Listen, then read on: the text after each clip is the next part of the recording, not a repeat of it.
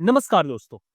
क्या आपने कभी गौर किया है कि आजकल 10 साल या 15 साल के बच्चे पार्क में खेलने की जगह अपने कमरे में बंद होकर घंटों फोन की स्क्रीन को घूरते रहते हैं। रील स्क्रॉल करना, लाइक्स गिनना और वर्चुअल दुनिया में जीना आज हर घर की कहानी है। लेकिन दोस्तों, दुनिया का एक ऐसा भी देश है जिसने कहा कि बस अब बहुत हो गया।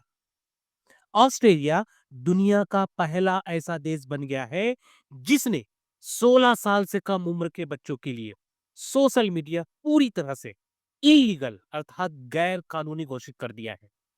जी हाँ, अब वहां पे 16 साल से छोटे बच्चे ना इंस्टाग्राम चला पाएंगे, ना फेसबुक चला पाएंगे, ना टिकटॉक चला पाएंगे, ना ही यूट्यूब चला पाएंगे। और कहानी यहीं पे खत्म नहीं होती।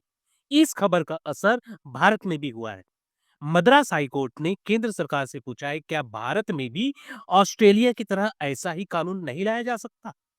तो आज के इस वीडियो में हम इसी गहन मुद्दे पर विश्लेषण करेंगे। आज हम जानेंगे कि ऑस्ट्रेलिया का यह नया कानून क्या है और यह कैसे काम करेगा। सेकंड, मद्रास हाईकोर्ट ने भारत सरकार को क्या सुझाव दिया। और सबसे बड़ा और सबसे इंपॉर्टेंट सवाल, क्या सच में सोशल मीडिया बच्चे के दिमाग को खोखला कर रहा है? और क्या भारत में ऐसा बैन लगाना मुमकिन है? यह वीडियो हर माता-पिता और हर युवा को देखना जरूरी है। तो चलिए शुरू करते हैं। सबसे पहले बात करते हैं ऑस्ट्रेलिया की। तारीख थी 29 नवंबर 2024 जब ऑस्ट्रेलिया की संसद ने एक ऐतिहासिक बिल पास किया। कानून का नाम था online safety amendment act, social media minimum age. इस कानून को लागू करने की प्रक्रिया हाल ही में यानी दिसंबर 2025 में और भी सख्त हो गई है। इस कानून के मुख्य बिंदु क्या है? ऑस्ट्रेलिया सरकार ने साफ कर दिया है कि अगर आपकी उम्र 16 साल से कम है तो आप x, TikTok, Facebook, Instagram, Reddit और स्नैपचैट जैसे प्लेटफॉर्म पर अकाउंट नहीं बना सकते। यह एक बहुत दिलचस्प बात है। अगर कोई बच्चा चोरी छुपे ऐसे ऐप चलाता हुआ पकड़ा गया तो उस बच्चे को या उसके माता पिता को कोई सजा नहीं मिलेगी, पुलिस घर पर नहीं आएंगी। तो फिर सजा मिलेंगी किसे? सजा मिलेंगी इन टेक कंपनियों को, यानी फेसबुक, इंस्टाग्राम के मालिकों को। अगर ये कंपनी बच्चों को रोकने में नाकाम रहती है तो उन पर 49.5 मिलियन ऑस्ट्रेलियन डॉलर, जो कि भारतीय रुपए में करीब 270 करोड़ होते हैं, यहां तक का जुर्माना लग सकता है। ऑस्ट्रेलिया के प्रधानमंत्री एंथनी अल्बनीज ने कहा है कि सोशल मीडिया बच्चे के मानसिक स्वास्थ्य को नुकसान पहुंचा रहा है और वह बच्चों को फोन से हटाकर वापस खेल के मैदान में देखना चाहते हैं। लेकिन यह सब होगा कैसे? कंपनी को अब एज वेरिफिकेशन टेक्नोलॉजी यानी उम्र जांचने की डिजिटल तकनीक लानी होगी। यह एक बहुत बड़ा ड्राफ्टिकल बदलाव और तकनीकी बदलाव होने वाला है। अब आते हैं हमारे देश अर्थात भारत देश पर। ऑस्ट्रेलिया में कानून बनते ही भारत में भी हलचल शुरू हो गई। मामला पहुंचा मद्रास हाई कोर्ट के मैदुर बेंच पे। हाल ही में अर्थात 26 दिसंबर 2025 को कोर्ट एक जनहित याचिका पर सुनवाई कर रहा था और यह याचिका बच्चे के खिलाफ बढ़ते साइबर अपराधों और इंटरनेट पे मौजूद अश्लील सामग्री इसको लेकर थी। सुनवाई के दौरान जस्टिस जी जयचंद्र और जस्टिस के रामकृष्ण ने एक बहुत ही महत्वपूर्ण टिप्पणी की।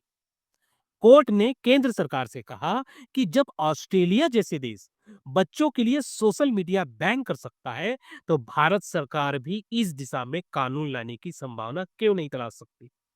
कोर्ट ने साफ कहा था कि बच्चे वर्नेबल यानी कमजोर होते हैं। वे इंटरनेट पर मौजूद शिकारियों और गंदे कंटेंट का आसानी से शिकार बन जाते हैं।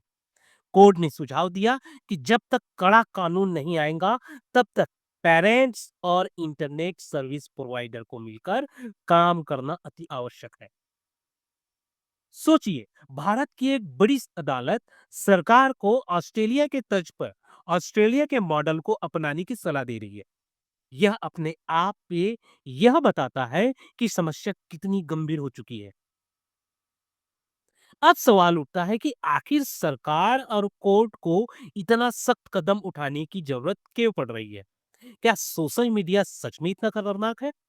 इसका जवाब है हाँ, और इसके पीछे 3 प्रमुख कारण हैं।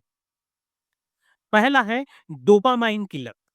वैज्ञानिकों का मानना है कि सोशल मीडिया ऐप्स को जानबूझकर ऐसा डिजाइन किया गया है कि वे नशे की तरह काम करें।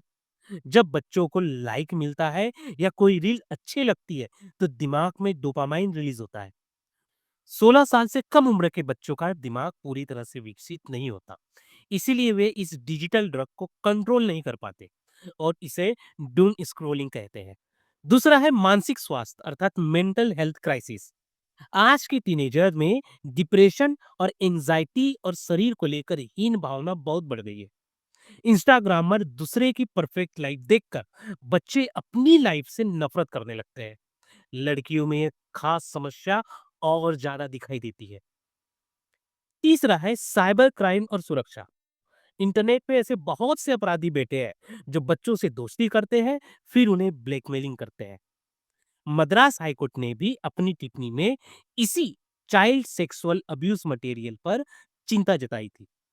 ऑस्ट्रेलिया और भारत का कोर्ट दोनों ही यह मान रहे हैं कि सोशल मीडिया कंपनियों ने मुनाफा के लिए बच्चों की सुरक्षा से समझौता किया है। चलिए इस पर अब जानते हैं भारत के लिए कौन-कौन सी चुनौतियों का सामना करना पड़ सकता है। दोस्तों, कहना आसान है कि बैन लगा दो, लेकिन भारत जैसे विशाल देश में इसे लागू करना ऑस्ट्रेलिया के मुकाबले बहुत मुश्किल है। अगर कल को भारत सरकार यह कानून ले भी आती है, तो हमारे सामने 3 बड़ी चुनौतियां होंगी।